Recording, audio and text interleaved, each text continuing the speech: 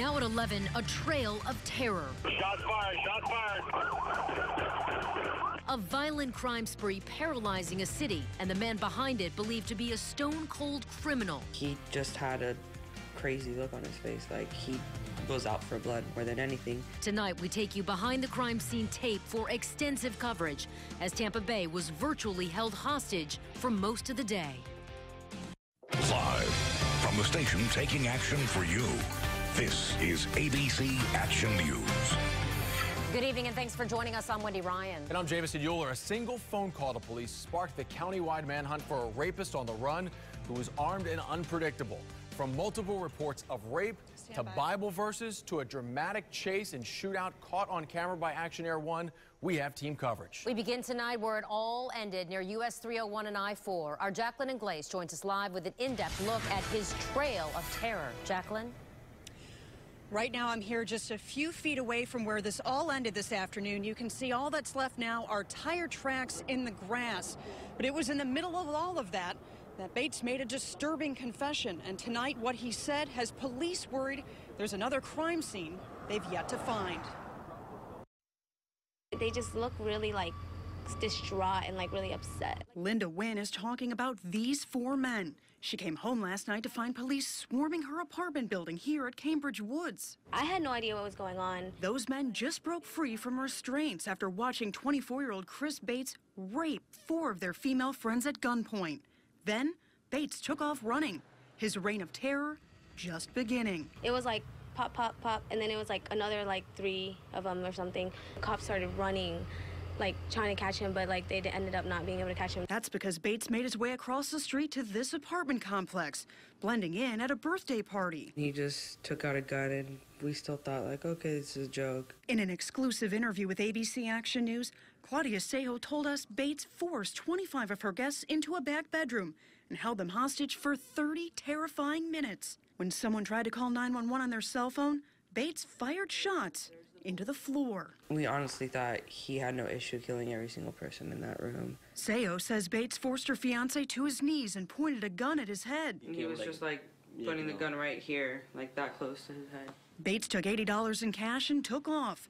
A block away, he struck again at a third apartment complex. Bates broke into this woman's apartment, her 7-year-old son asleep in the bedroom. I asked him if he believed in God. Bates opened up to the woman, prayed with her, and confessed to multiple crimes, dropping a bombshell and admitting to killing someone. But he never said who, when, or where. He was remorseful. Bates left without hurting the woman and went to this fourth apartment complex. That's where he shaved off his dreadlocks in an attempt to alter his appearance. It's also where he stole this car. Almost 12 hours since his crime spree began, it came to a dramatic and deadly end on US 301 near I-4. From Action Air 1, you can see Bates shatter his own back window while firing at police.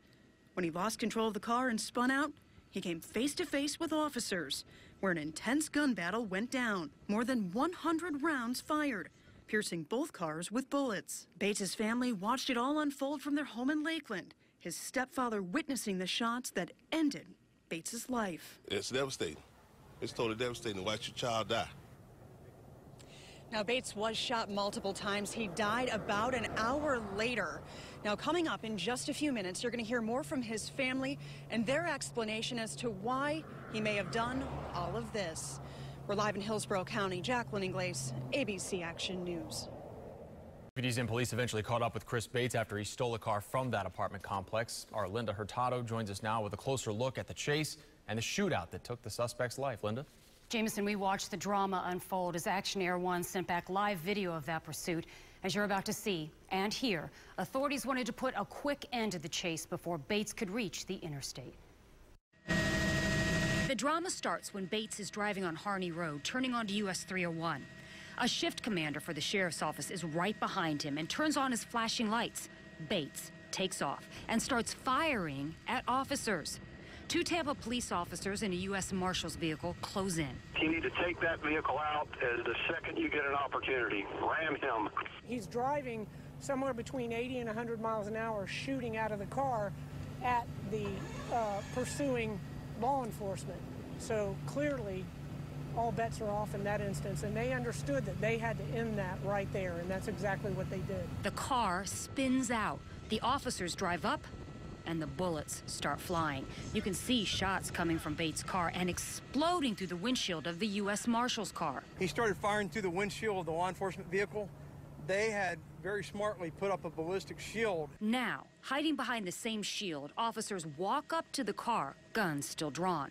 Sheriff David G. says 7 deputies and officers may have sprayed over 100 shots in that shootout. A guy who would have, no doubt in my mind, would have killed somebody before the day was over. And the sheriff says Bates actually was alive after that shootout and that he died about an hour later. Jameson?